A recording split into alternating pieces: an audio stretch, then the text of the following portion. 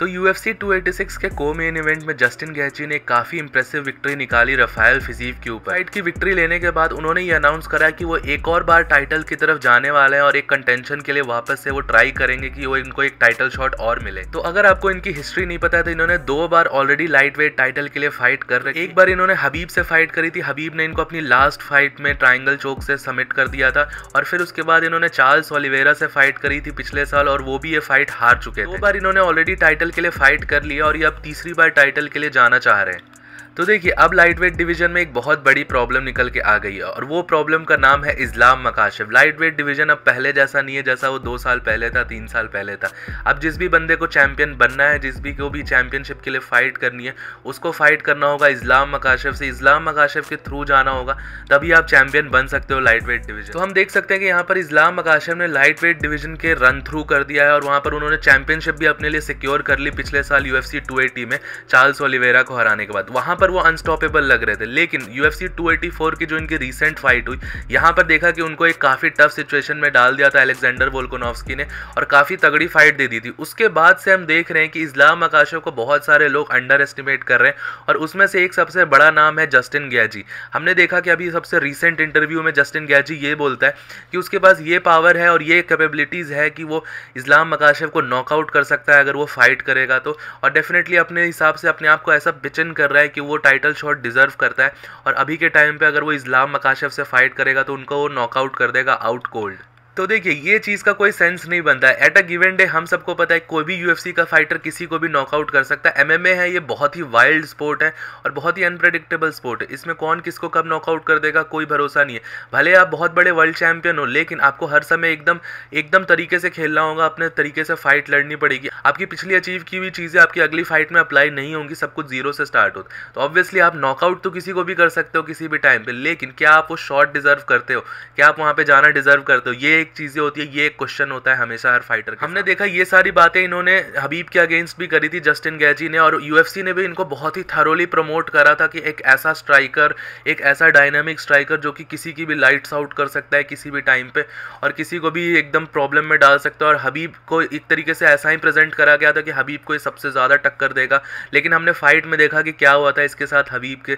इसकी ना तो स्ट्राइकिंग काम आई हबीब के सामने, ना ही इसकी रेसलिंग, दोनों में से कोई भी चीज़ ये यूज़ नहीं कर पाया और सेकेंड राउंड में बहुत ही स्ट्रीमलाइन तरीके से इसने हबीब ने इनको हरा दिया था।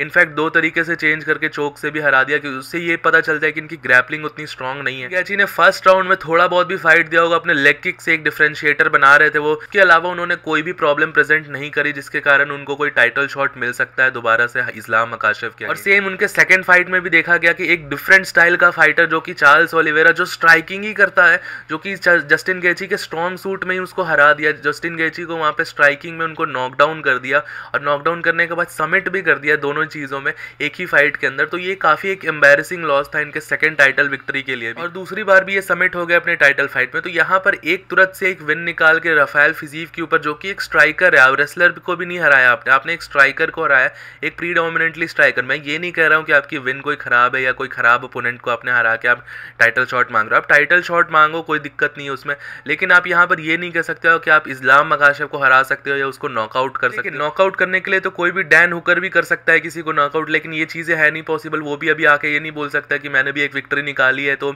मेरे को भी अभी यहाँ पे डिजर्व करता हूँ टाइटल शॉट में नॉकआउट कर सकता हूँ। नॉकआउट तो कोई भी कर सकता है किसी को भी, लेकिन क्या आपको इस्लाम मकाशिफ वो मौका देंगे नॉकआउट करने का, आपके पंचेस लैंड कराने का? क्योंकि हम एक चीज़ और देख सकते हैं, जस्टिन गैची कोई टेक्निकल स्ट्राइकर नहीं है जो कि वो बहुत तरीके से पंच लैंड करा देगा। जैसा अलेक्जेंडर वोल्कानोव्स्की से लोग अब कंपेयर करने लग गए कि अलेक्जेंडर वोल्कानोव्स्की पंचेस लैंड करा रहा था तो हम भी तो स्ट्राइकर है, हम भी लैंड करा पाएंगे। तो उसके पास ये भी था कि अलेक्जेंडर वोल्कानोव्स्की को टेक डाउन का पहली बात तो कोई थ्रेट नहीं था, और अलेक्जेंडर वोल्कानोव्स्की की स्ट्राइकिंग भी बहुत टेक्निकल है। वो बस लेफ्ट हुक राइट हुक ऐसे ही वाइल्ड तरीके से जस्टिन गैची जैसा थ्रो नहीं करते। हमने देखा रफाएल फिजीव के साथ भी फाइट में कितनी बार टैग हुआ है जस्टिन गैची, उसकी स्ट्राइकिंग उतनी क्रिस्प नहीं है।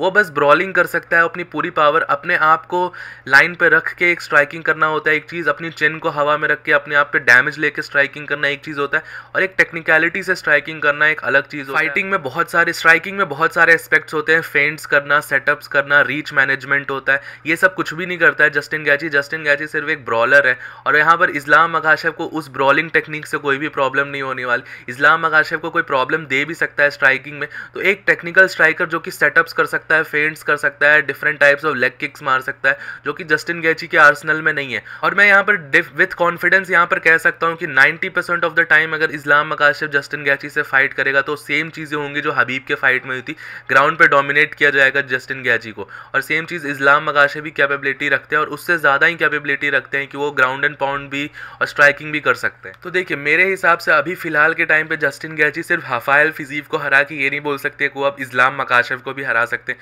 क्योंकि दोनों दो अलग अलग तरीके के ओपोनेंट है, दोनों बिल्कुल अलग पोलर ऑपोजिट फाइटिंग स्टाइल्स है दोनों का।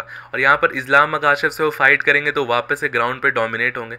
मुझे लगता है कि जस्टिन गैची को एक दो फाइट्स और करनी पड़ेंगी किसी रेसलर के अगेंस्ट, एक प्री डोमिनेंट रेसलर के अगेंस्ट उनको फाइट करनी पड़ेगी, तब जाके उनको इस्लाम मकाशेव का टाइटल शॉट देखने को मिल सकता है। क्योंकि एक देखिए हम एज अ फाइट फैन भी बोर हो जाएंगे अगर जस्टिन गैची को भी टाइटल शॉट मिल भी जाता है। हम सबको पता है कि सेम चीज़ें होने वाली हैं जो कि जस्टिन गैची ने हबीब के साथ करी थी, सेम चीज़ यहाँ पर भी होगी और एक तरीके से टाइम वेस्ट होता है। उससे अच्छा है कोई नई फ्रेश फाइट्स देखने को मिले।